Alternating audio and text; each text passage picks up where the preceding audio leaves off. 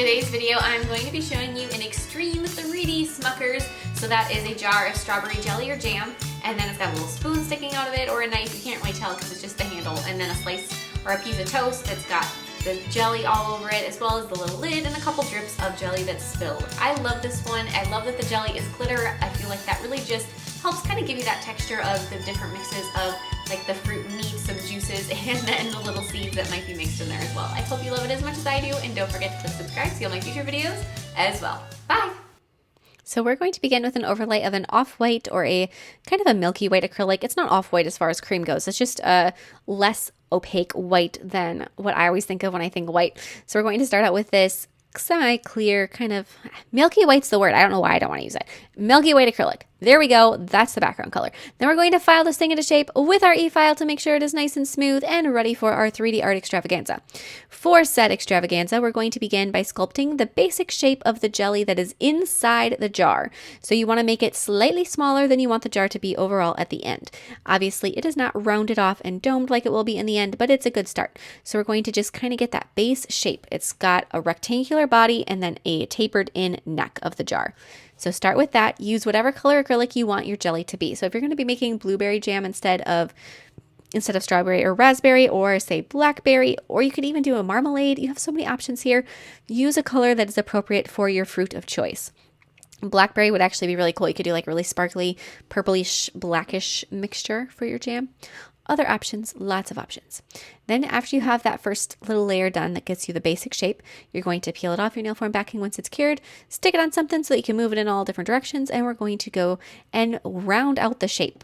So that middle area where I said it's like a rectangle, you're now going to round off, and then you're going to add a little bit more acrylic to the tapered zone. Add the handle portion of a spoon or a knife. We don't know what kind of utensil was used to smear this jelly over our piece of toast because it doesn't really matter. You don't have to sculpt the actual end of the utensil. You just have to sculpt the handle. Flip your jelly jar over so that the flat side is now up, and we're going to be rounding off the back side as well. So you're going to do the same essential process with one exception.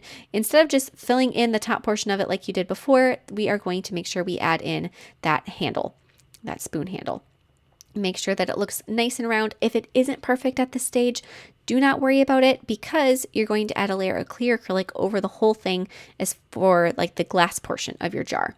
So there's a little bit of acrylic we're going to place in our spoon handle or knife handle and just hold that in place until the acrylic is going to grab it, and then fill in the rest of that upper portion of the neck of the bottle jar. You know what I'm saying. So there we go.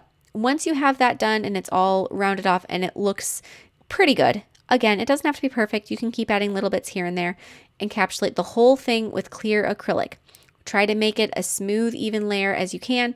If this layer isn't perfect, you can take peace in the fact that you can file this. And this is an easier one to file because it doesn't have any, the hardest jars or bottles to file is when they have a neck that goes in and then comes out and flares. Like for instance, I did a Simply Orange bottle a little while ago, and it had a very unique shape to those bottles. They're square on the bottom and then they're round and then the neck goes in and it flares. That one was a little bit more tricky as far as shaping it just because there was so many different things going on, and then to try to file it, it wasn't something you could do with a hand file. It had to be done with an e-file, which is fine. Just a little bit more difficult than this particular one. If you want to see that video though, the Simply Orange bottle, I can certainly put a link to that in the description box below. Otherwise, for our little jar, keep adding clear acrylic. Try to perfect the shape a little bit more precisely than you might have with the jam. The better and smoother it is at this stage, the less filing you have to do. And if your philosophy on filing is the same as mine, the least you have to do, the better things are, just because it's like making a mess. Sometimes, like when you're cooking or something, sometimes you just got to make a mess and you can't help it, and then you clean it up. But you don't want to actually do double dishes. It's better to just do, what you have to do. Same concept. If you don't have to make a mess, don't make the mess. But, a little bit of filing is probably inevitable for this. I'm going to place a straw right on top of the jar and then sculpt the mouth of the jar around that after it's been cured. You can pop it off, and that gives you a nice little lip to your jar. I'm going to add a second layer of silver acrylic over the back of our spoon handle, which is the way I'm going to be referring to that utensil from this point forward. And then a little bit more acrylic just right around that little mouth of the jar to kind of flare it out just a little bit because it was a little too sloped in for my taste. Plus, adding another layer of acrylic to it, it was quite thin. This is going to add a little more strength to it so that it's not quite as fragile, where I'm not really concerned about it getting bumped too much just in general, creation of this. When I file it, there is always a risk of things getting nicked or bumped. You never know. Things slip. Now I'm going to start filing this. It is completely up to you if you are a hand file person or an e-file person, which way you want to go for filing it. This one would be perfectly fine to hand file, and for at least part of it, I probably would recommend that you do. For the most of it though, for the bulk and getting those sides really straight, I am going to start out with a straight barrel bit e-file in a medium grit. This is a Koopa carbide bit. They are one of my favorites for this type of job. I absolutely love those bits. They create such nice, straight, smooth lines. I'm going to file the bottom of my jar a little bit as well, and then just sort of bevel the edge of it, just to give it that jar shape. And there are a bunch of different jar shapes, but just the Smuckers jar has that little beveling on the very bottom. And then once that's done, I'm going to go through and round off that lip. Again, the fact that it had that second layer of acrylic on it is going to make it thick enough and sturdy enough that that isn't going to harm it. And then with a smaller bit, I'm going to carve away those sides, that tapered in neck of the bottle or jar. Oh my goodness. So file those, get them nice and straight. And then after you're happy with the general shape of your bottle, you can set that to the side and we can sculpt our piece of bread. So with an off-white color acrylic, I'm going to be making a generalized piece of toast shape, kind of patting it out. Once you have that first layer done, you're going to want to add a second coat to it. That first layer is just to really make sure you have the shape right. And that second coat, you do need to work quickly. So the next thing you're going to do after you have it, evenly spread is you're going to grab a dotting tool, dip it into some powder, and then tap the surface of your piece of toast to texture it.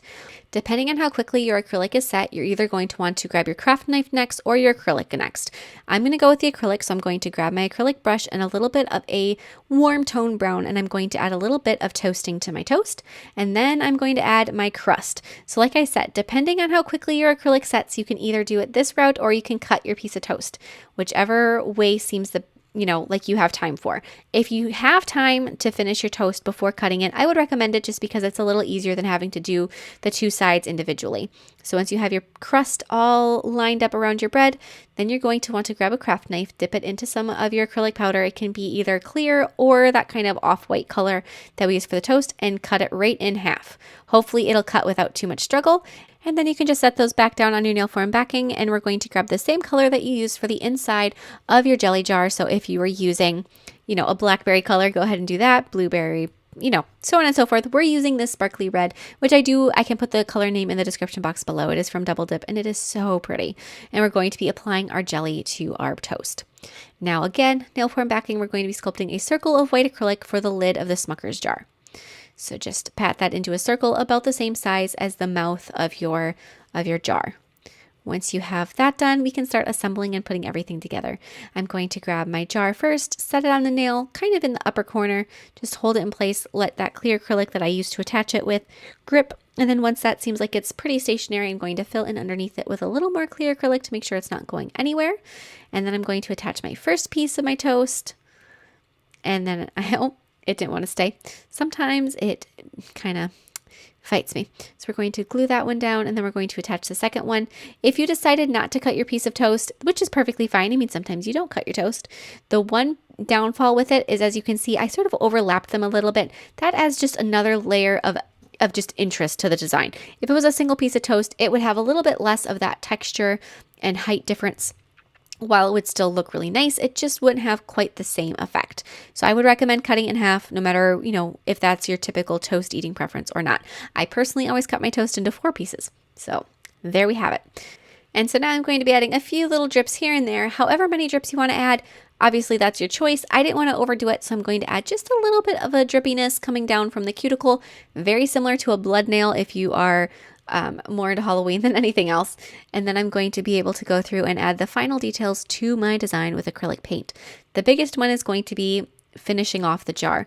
The label, you're going to start out with a rectangle of white acrylic right across the front of your jar. And then after you have that white rectangle done, I'm using acrylic paint for this. It does have a little bit of a dry time, especially with such a big area, and it probably will require a second coat. So in this particular circumstance, once you paint that layer of white acrylic, I probably would recommend switching to working on something else within the design and then coming back to it so that you give it just a little bit of time to dry and finish setting up. So as you're finishing off your jar, you can kind of think about what you could do while you're waiting. I'm going to add a little bit of a rounded spot right in the middle of the rectangle, and then I'm going to grab my red acrylic paint and I'm going to dilute it with some water. I'm going to dilute it to the point where you can see the white coming through it. And I'm going to be painting the gingham pattern that is on the lid of the jar. So I have the diluted white for the first set of stripes, and then I'm going to use full strength red for the intersecting stripes. Then going still in with my full strength red, I'm going to be adding the label or the bottom stripe on the label on the jar, going right across the very bottom all the way. And as you're doing the lid, it gave that white acrylic for the label a chance to really dry. Once that is done and you have a nice straight line on your label going all the way through, then if you want to, you can go through and you can add a second coat to your label. Depending on how pigmented that the acrylic paint you're using is, you may or may not have to do that. The one I'm using is quite pigmented, and because there's so much going on top of the label, I didn't feel it was necessary, but it's kind of always nice to know that that might be an option, or a necessity rather, so that if you do have to do a little bit of a second coat on anything, it's not like a hassle, but it's like, oh yeah, I gotta do this. It's not surprising. I'm going to add a little perimeter of red going right along the inside line of the outside of the label, so you're leaving just a tiny bit of a white outline. With your red, add a couple strawberries over the top of those green leaves, just here and there. Look at your labels. Again, if you're doing a different fruit, it's going to be different colors all around. So make sure that just in general, as you're doing this, you get plenty of reference photos. We're going to add a second coat to the white on the bottom, a little second coat to the red on the bottom, second coat to some of the strawberries as needed. You can add some extra detailing to your leaves with a darker shade of green, and you can add some details to your strawberries with a lighter shade of red as well as a darker shade of red. To make those two colors, you can take the red that you have and add a little bit of white to it, and you can take the red that you have and then add a little bit of black to it, and that will give you those nice different shading options. I'm going to take my darker color and add a little bit of shading to the right side of all of the berries. Whenever you're adding shading to something like this on a label where you're doing a repetitious darkening across all of them, make sure that you are consistent with what side you're painting them on. There's my little bit of my white and my red. As you saw, I mixed it on my thumb. Acrylic paint is non-toxic, and if you mix it on your skin, it is not harmful to your skin, and it washes off with warm water and soap without any issue. In fact, as you let it dry, it'll just peel right off. It doesn't stain you or anything. So now going back to this, we're going to be adding the rest of the label, which is where it's actually going to say Smuckers on it. So there's like that little ribbon almost that goes right along the middle and the top, which is why we had that little bump on the top edge of our label. Outline the area that's going to say Smuckers with red acrylic paint while that red's drying. Add a little detail here and there to your berry pattern wherever you feel like it's needed. And while you're letting that red dry, then we can also go through and write our berry flavor or our jam flavor. So as you know, this one is going to be strawberry, so I'm going to be writing strawberry. When you have whatever your word is that you're planning on doing, if it's strawberry jam, then we're going to start with the E because that's the center letter. The thing I like to do, if it's not something where, like I just told you, the E is the middle, write out what you're planning on writing down on just a piece of scratch paper. So write strawberry jam and then count the letters, S is 1, T is 2. Go down and count all of the letters and the spaces. So make sure between the Y and the J, you make a count. So write strawberry jam, count all of the letters, and if it comes out to 15, then you go back through and you count, and the 8th letter is the middle letter because then there's 7 on either side of it, or whatever your number is. If it's 8, then you know that you have to put the 4th letter right to the left side of center. Then find the center of what you're painting and space out your letters accordingly. That way, as you can see, strawberry jam fit almost perfectly across that red banner space that I had for it. I filled in the little ribbon for where the Smuckers is going to be with white, brighten up that area, kind of thin out the red outlines, and then I'm going to go through and write Smuckers. Same process, count how many letters you have, figure out which one should go in the center, and paint it from there. The biggest time when you might not do that, where you might not place the center letter in the center, is let's say you're painting something like World War II and it's WWII. Then you might not want to do that because the I's are so much thinner than the W's that if you place it where the W's are to the one side and the I's are to the other side, it's not going to be centered. You probably want to place the second W in the center just to offset the width difference of the different letters. Now we're going to be applying some gel sealer over the background and over the jar. Make sure that all of your painting is done. This last step is so satisfying, especially on a design that is this much work like this one is.